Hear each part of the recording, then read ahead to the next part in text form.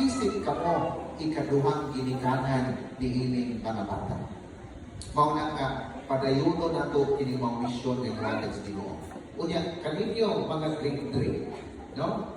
Nalipay yun ang Ginoo ninyo.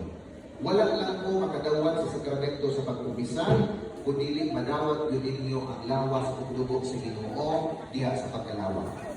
Kanang inyong kalawaton karon di ni ordinaryo nga paan nga murag paan sa bikire. Dili ni kundi ang lawas o dugo yun ni sa atong Ginoo.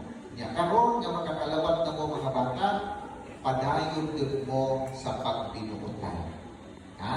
Kay malipay yun ang Ginoo kung kamo mga bata magpadayon sa pagbinuotan. Mga buotan ba rin mga grade 3? Kurang hina niya butuman. Buotan ba ang mga grade 3? Okay, very good. So, padayon sa pagbunuotan tungod kay ang Ginoo malipay sa mga bata na mga buotan. Kunya, ayaw mo kalimot sa pagsimba kada Domingo kay aron kanunay mong makakadawa sa lawas o dugo sa Ginoo. Okay? So, congratulations mga bata, congratulations mga ginikanan, mga kapitin sa pagtutulog, padayon mo na ito ang pag-iya sa mga bata.